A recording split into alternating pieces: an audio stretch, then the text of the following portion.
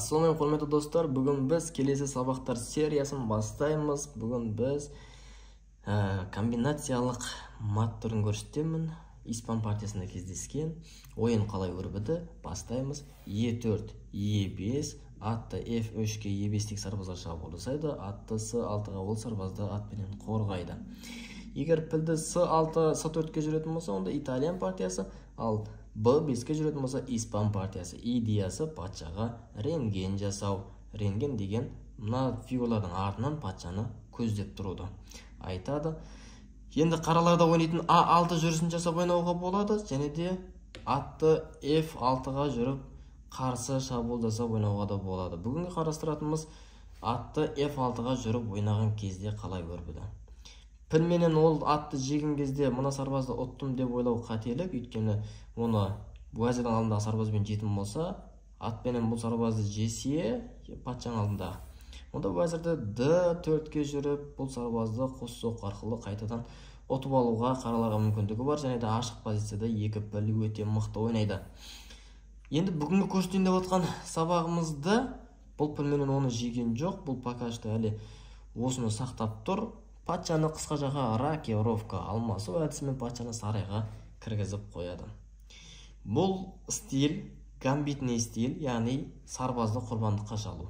E4-тегі сарбазды құрбандыққа шалып тұр. Енді кез келген ойын кезінде бір сарбазды тегін беретін болып, ары қарай ойында шабуыл ұйымдастыратын болса, онда оны гамбит деп айтады. Мына жерде бұл гамбитті қаралар қабылдады, яғни ол сарбазды атпенен жеді.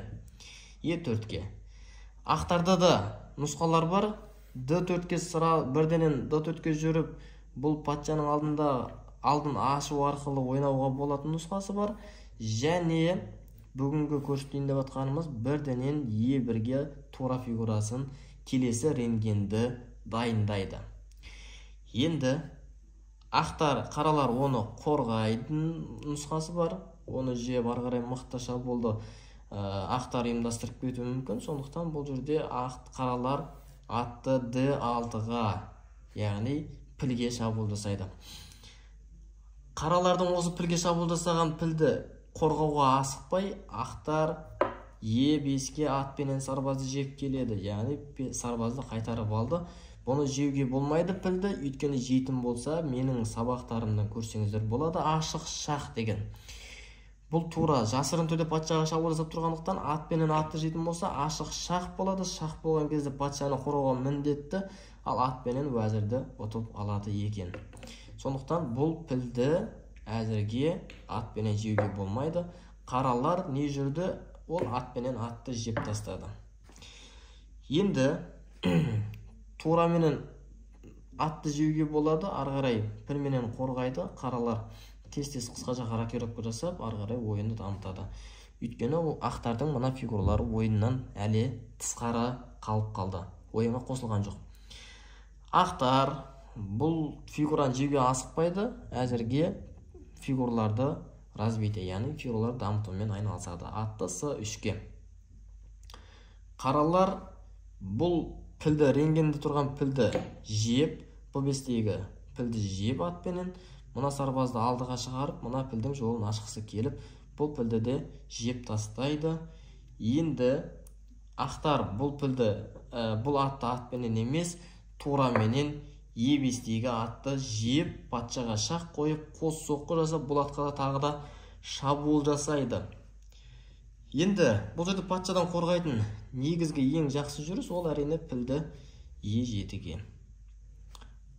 Атты жеуге егер жетім болса, онда ойын тең дәрежеде өрбейді. Қысқа жаққа рокировка, ары қарай фигураларды дамытып алуға мүмкіндігі қараларда бар екен. Бұл жерде ақтар қалай ойнады? Бұл атты жеген жоқ. Мүмкіндігінше Гарри Каспаровтың сөзі бар бізде. Ол менің басқа фигураларымды жесе жей берсін. Ол менің көп тастарымды басқаларын жесе жей берсін. Мен оның патшасын ұтып алсам, маған сол жеткілікті деп айтады. Яғни, енді бүгін біз қазір қараймыз, бұл патшаға қалай тағы да шабуыл жасауға болады. Мына жерде рентгенді связка, яғни байланып тұрған фигураға тағы да қысым көрсету, давление. Қысым көрсету арқылы бұған тағы да ақтар шабуыл жасады. Ал енді құрметті достар, бұл пілді қалай қорғауға болады? Әрине ешқандай фигурамен қорғай алмайды. Уәзірді екі фигураға айырбастаған, ол әрине тиімсіз. Сондықтан патша бұл бір фигура артық ұтып тұрғандықтан бұны ойыннан қалдырып қысқа жаққа рокировка жасайды. Атпенен пілді жиып патшаға шах береді. Патша қашады. Бұл тураменен атты жеуге әлі болмайды, өйткені мұна атты уәзір жеп қоюы мүмкін. Сондықтан ақтар уәзірді ертерек ойынға, шабуылға шығаруға ұмтылып h5-ке орналастырды. Себебі мұна піл әлі ойынға қосылған жоқ, мұна тура ойынға қосылған жоқ. Патшаны ұстауға 3 қана фигура жеткілікті деген бізде шахматшылардың негізгі түсінігінде барлығында қолданылатын тактикалар бар. 3 фигурамен патшаға дұрыс шабуыл жасайтын болсақ, онда ойында тез-тез патшаны ұстап алуға болады екен.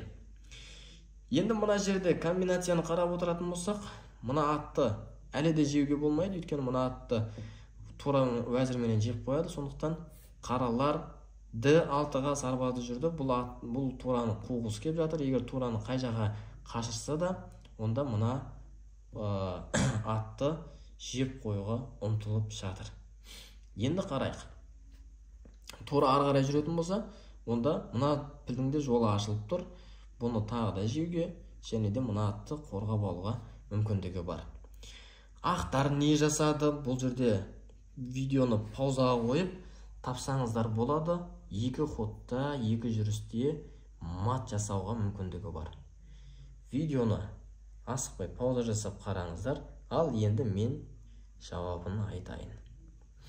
Уәзір h7-ге.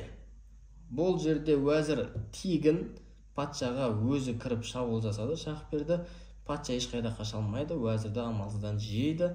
Уәзір жеген кезінде, патша уәзірді жеген кезінде, оның екі жағындағы g8, g6 алаңын ат бақылап тұрғандықтан тураменен h5-ке патшаға мат.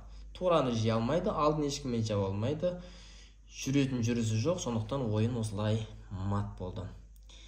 Келесі сабақтар сериясына жолыққанша, құрметті достар, біздің каналымыздың дамуына ат салысып, тіркеліп, достарыңызбен бөлісіңіздер.